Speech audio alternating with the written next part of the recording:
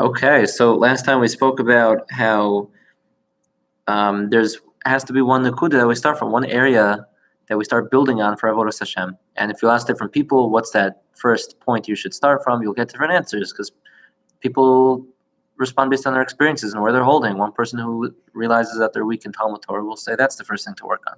One person who's weak in Shmiras Halashon, how they speak, will say that that's the first thing to work on.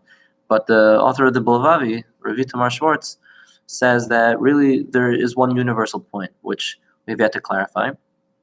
But he says that it can't. It's true that everybody has a mission. Everybody's neshama needs a particular tikkun, needs to fix something, needs to improve something in one particular area. That's our mission why we're sent here. But that is not where you start from, because if you try to fix your house before you have a house, you're not really doing anything. Like the concept doesn't apply. So before you create a house, so to speak, before you create a framework of avodas Hashem, you don't yet have the ability or the context to actually focus in on that particular point that you may have been sent into this world to do. So picking up at the bottom of Daf Zayin, page Zayin, in the middle of Os Dalet. Kena davar ba'avodas ha'adam ba'olam hazeh eskono. So too, just like you cannot improve or fix up something in a house before you have a house, so too the same is true about avodas Hashem, serving Hashem in this world. Even if it's true that a person descended into this world to fix one particular chait, that is not to say that all of your avoda is really only fixing that chait, and that's all you have to do. That's all you're expected to do, and that's all you should do. And that doesn't mean that that is the beginning point and that is the end point of all of your avodas Hashem. It's just that one particular chait, that one particular nekuda. First, the real starting point is that a person needs to build themselves. You need to be a structure that can then be further improved.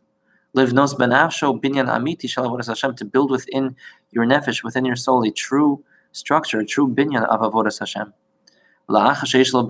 And after you have a real binyan, a strong, solid binyan, strong structure, so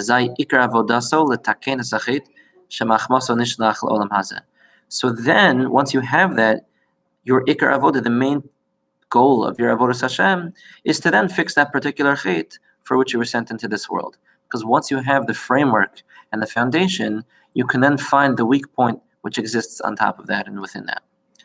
But first, you need to construct that true, solid binyan in your soul, a spiritual structure comprised of all the mitzvos, obviously.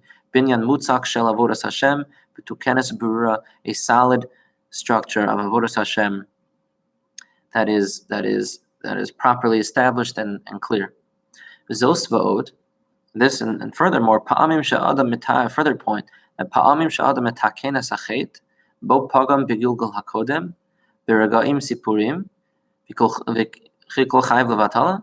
That you can have sometimes that a person actually rectifies whatever chait it is that you messed up, that you're sent into this world to rectify for having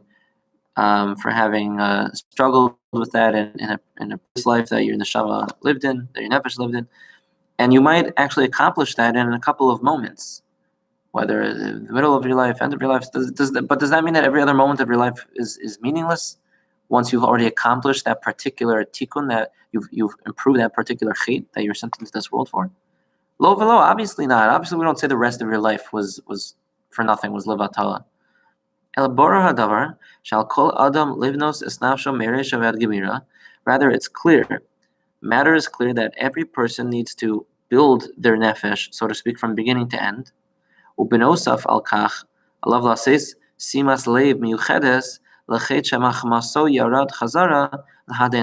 And in addition to that, you need to pay particularly close attention to whatever specific chait it is that you were sent into this world to fix.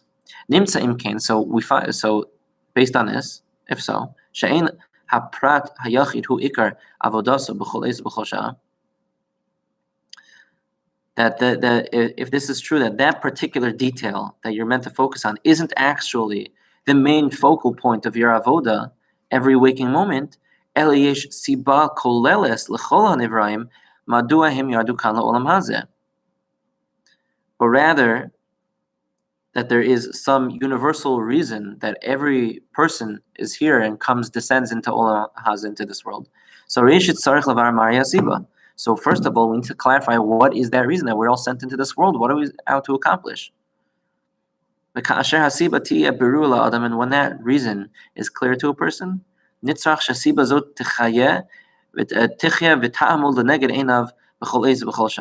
need that reason, that goal, which is the reason why we're here, and that which is driving everything that we're living for. You need that reason and that understanding to be opposite your eyes, to be in front of you always.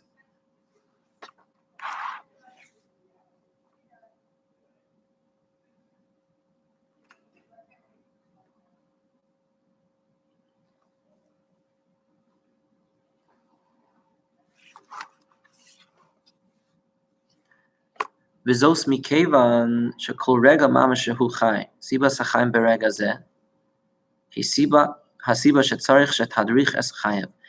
And this is because as long as you are alive, so the reason for your life, the reason why you're alive in this particular moment is that which is the goal, is the reason that should be guiding how you live. That's what you need to live. Whatever this reason is, once we clarify it, the reason for life, you need to live with that, because that's what life is about. You need to live with it every day, every hour.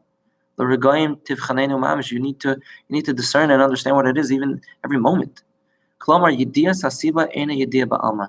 That is to say that what we're trying to accomplish here is the knowledge of the reason why we're alive, and what we're doing here isn't simply knowledge, isn't simply knowing this fact. What we're trying to accomplish here is an understanding that shifts your whole image of what your life is, that your life should reflect a proper relationship and understanding with what the reason is, and with living with an awareness of why you're alive.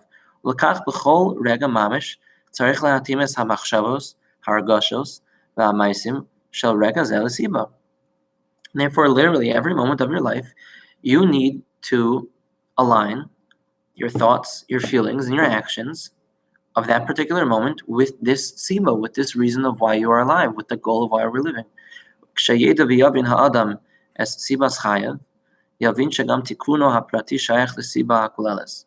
When a person understands and knows the reason for their life, why they're living, you'll also understand that your particular tikkun, that particular area that you need to fix, is also connected to that general universal reason of life. And the tikkun, that specific rectification of that particular chait that you're working on, is really just a portion within the overall reason for life. Siyat D'Shmaya, we'll pick up next time with Osei.